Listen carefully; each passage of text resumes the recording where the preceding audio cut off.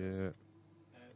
Hold on, I can see the mouse again. There we go. It's happening. Okay, so you can see the mouse. So I think you might need to control or delete out of it and come back in, or alt tab or something. It is there. There you go. There we go. Boom, we're back in. Wonderful. We're back. Also, don't forget, when you move your hordes, when you've got about 0.25% movement speed to encamp them, it's one of your stances. Yeah. If you do that, you'll still gain some money and you'll get more growth as well. So encamp with a quarter left, you're saying? Quarter left. Yeah. Or you got to focus on that quite a bit when you're moving. Yeah. Okie dokie. Right, that's fine. Bring these guys around as well. And so with those two, I think they have gone out the encampment stage. There's 2 little movement range left, but okay, that's fine. Well, these are guys going to be on the more of the frontier at the moment anyway, so we'll look to recruit on here, build from the land, and see what we can do. I think we could try and look at probably raising an agent soon as well, if we can, once we've researched them. Try and see what we can do with those guys. Let's see what that. Yeah. So just remember, you can only really recruit and construct your buildings when you're in encamp stance, but also you only get, kind of as James said, you only really get the benefits of it when you're in an encamp stance as well. So it's kind of like your kind of mobile village, as it were, that you can sort of carry around on your back. Sure. Yeah, definitely. Can we see the family tree? Of course we can. Yes, we can go into that actually. Anyway, so just some requests from Twitch to quickly flick through. The great family tree's back. Yeah. So we've got here our main faction leader, and we can obviously then see straight away. You can see the different sort of intrigue, sort of actions you can do all over there. So you can get divorce your wife, which is good. So you can try and which is good. Which is good. Which is good. Yeah, that's a classic. It's great. Yeah. Absolutely. You can secure loyalty as well, because that's a big thing, obviously, with Attila now. You know, the fact if someone becomes a real low rank in their loyalty, they can defect. They could start a civil war, cause major problems. So you essentially want to try and secure loyalty. Well, I know this was like a hugely missed feature that people were repeatedly asking for. Yeah, family tree is great. It adds that story mode, doesn't it, to the game? Yeah. It makes generals have a bit of a story behind them. You want to keep them, don't you? Sometimes, you know, you fought a great battle, and then they become a great general, and then suddenly they're assassinated by someone, or something happens. It adds that sort of flavour to it. Now it makes it sort of an interesting campaign. It sort of gives that back to you. But like Medieval 2, I sort of feel a lot that's back into it, like in some ways as well. So yeah, it's pretty damn good. And of course, you can change a faction heir as well. So this guy is our faction heir at the moment. If I'm correct, that would declare him as the heir. But obviously, then I suppose that would affect loyalty, would it? Straight away, which is obviously understandable. That would not make him a happy chappy. He'd be very upset. Yeah, absolutely. But obviously, as well, we can set offices. So it's a bit like in securing promotion, like your Rome 2. So you can set office titles to your candidates, basically, over here.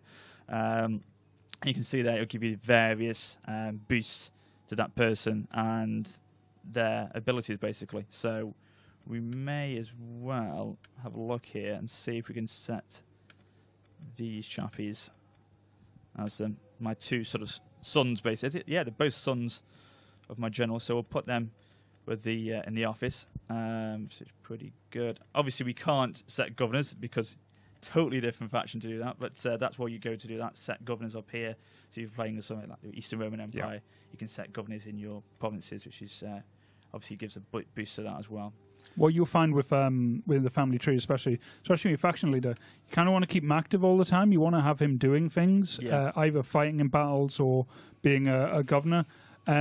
If you have him as a general and he doesn't get involved in fights very often, but his other leaders do, their influence will rise and they'll start to look at the throne thinking, I can do this. And so they could just potentially like overthrow you. Yeah, you need to use your king to do things. Otherwise, people within the tribe or your faction probably don't think he's so good anymore. Oh, okay. Yeah, like the loyalty or the sort of influence you had in Rome too, other families becoming more powerful, civil wars could strike at any time, sort of thing. So yeah, really important. Hence why it's worrying when he dies in battle. Because it can leave a massive power vacuum within the family. Absolutely. And if a faction heir isn't so good or has had the same treatment of not doing anything, it really can cause a lot of problems.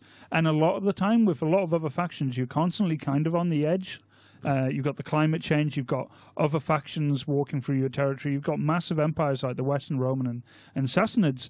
And especially if you're one of the minor factions at the beginning, you know, the death of your faction leader not only can cause civil war, but also can have other factions looking on, thinking, now is an easy target. But how likely is that to happen? I mean, do you have to... It's quite a lot. Oh, really? Okay. You need, especially with tier 1 and earlier units, you need your general around a lot of the time to make sure your army can stay in the fight. Yeah. And because the general unit will be so powerful, he'll be the unit that can swing an outcome of a fight. So you'll be throwing him in there with just as much chance that he'll die, and your army will run. But you have no choice. Right. Sometimes. Right, I think we can do no more on this turn, so we'll end it and see what comes of that. And I like how the fact now you can straight away see across the top who your enemies are, the red text. Straight away, there we go, the Eastern Roman Empire. It's also when you declare war, you will see which factions are your allies and joining in. The thing about Attila is you'll see lots of small little things which have been added that makes everything flow a lot better. And there's so many little things, so you've got to keep picking them up every time we do a stream. Absolutely. Right, political obstruction. When one is climbing the greasy pole, there is but one rule: hunt or be hunted.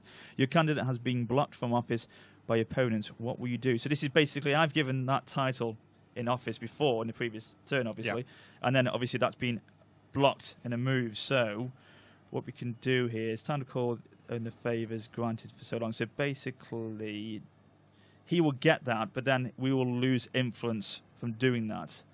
If I'm correct. And then the decree is the fact that, okay, we'll still get it, but Uldin, our actual faction leader, will lose influence. Am I correct in this, Simon? Is that right? Correct. Yeah. So okay. Influence is like your currency for doing any of the political actions, Absolutely. and you gain it from being a governor, performing stuff. As you said, it's kind of like it's the thing that makes you more powerful as a character. So basically, your options here is either you can have the guy who's going to move to office use his favours, call them in, get him, cost him influence, or you can have your own faction leader step in. Or if you want, you can just forget about it and lose your control, which actually, the less control you have, the kind of worse effects you have. You're not as in control of your faction as you should be. I think we'll go for Uldin losing the influence, because technically this guy here on the left, Charlton, if I'm pronouncing that correctly, he's only got 15, so if he lost 10, he would lose a lot of influence in the family. So we'll try and do, in terms of a decree, I think that's probably the better one to go for. So office has been secured, and that's quite good. Obviously, that gives you a sort of a mini game, doesn't it? In the fact you have to try and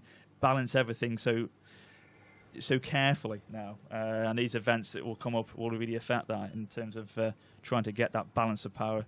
Well, I mean, these games have always been about that balance. Yeah, absolutely, right? I mean, absolutely. Nailing those little details and all definitely. to succeed. I mean, when I first started playing a lot of Attila, you could go through Rome quite successfully without really engaging with the political scene so much. It will engage you sometimes, but what I found in Attila is it will engage you. If you don't pay attention to it, it will impact your campaign quite a lot. It will cause civil wars. It will. You'll have rebellions quite a lot. You got to engage it, or it engages you. With most cases, quite bad consequences. So, yeah, it can feel in a lot of cases when you're playing some of the minor factions, like the Franks and the Jutes and Danes and so on, you kind of got like your own adventure story, and you do feel you kind of got that kind of Game of Thrones kind of backstabbing every so often. But you got to be careful with your, especially your faction leader and especially when you're planning out your heirs and so on, which generals you want to take over. You got to give them good treatment. What's been your... I know you've obviously played a lot of this right now, but I mean, what's been your favourite faction to play as so far? So I've got a few. Eastern Roman Empire is a lot of fun because you do have a good economy at the start. I mean, they did survive this time period going well on up until when the Turks actually took them out much later on. I found the Jutes to be quite good fun with the Danes because they got a faction trait which gives them bonuses for killing units. Right. Which is amazing considering how many units you end up fighting. And they have the Royal Housecarls who are like, two-handed axes. They just clobber people with them. It's so much fun. And you kind of got that proto-Viking feel, so they're great fun. But I've been playing the Vandals quite a lot and, go settle in Spain and just live the high life while everywhere else gets really cold. This is the building browser now. This is a nice little tool that's come up in Attila where you can clearly see where the buildings will go in terms of progression, the tiered levels to each building. So that's quite good now. It's nicely put together. You can see there different types of things you can break off from here.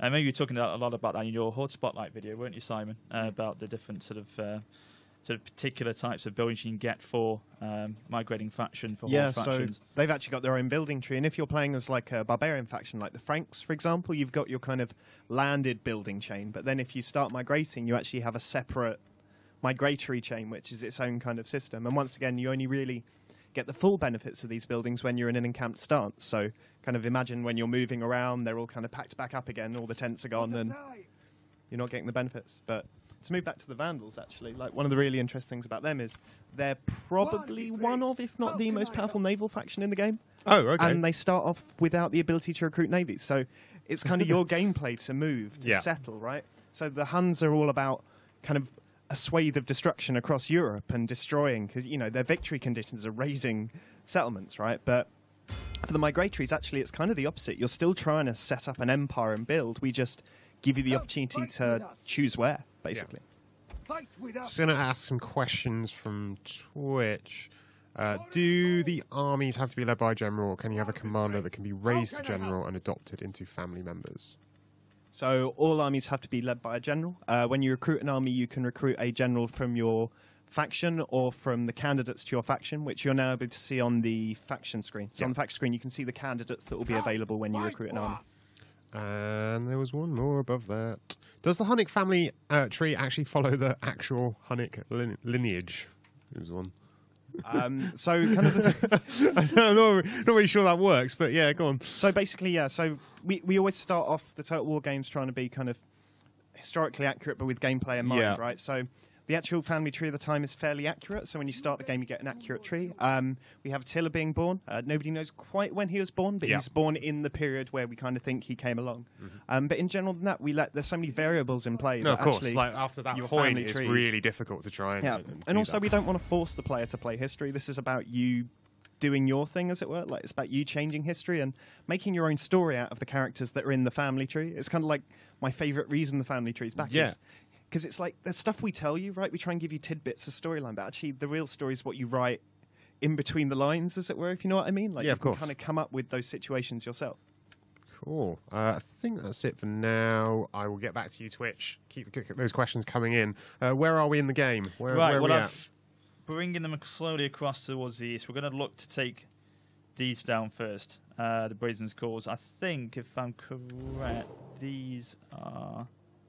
I think they're the Roxolanians. I think they are. But we're trying to move further east because I'm thinking, as Dogbert said, try and get that fertile land, move across. Obviously, you can see here the rich base fertility 5, so it's obviously a very nice, lucrative part to go to migrate across to. You can see at the moment our food has gone.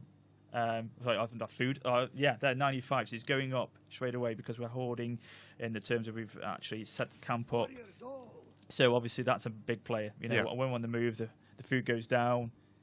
You know, I think obviously food consumption is a big part for hoarding migration like this, or hoarding faction, basically. I think that's a nice highlight as well of, like, you know, kind of James was saying, there's lots of little things we've improved. I think one of the biggest things actually is the tooltips now. The tooltips give you so much information now that you didn't strictly get before. It's a much more granular breakdown. So if you really want to micromanage, you can. If you just want to see the high-level numbers, like how much gold you have, like that's available to you as well. So there's kind of layers of... So rather than being concession to new players, it's actually a concession to the more skilled players that really want to dig down, right? I think certain factions will be, but in general, we try and give you the information you want and as much of it as possible, because, you know, we give you the light stuff. So we say you've got this much income, this much money.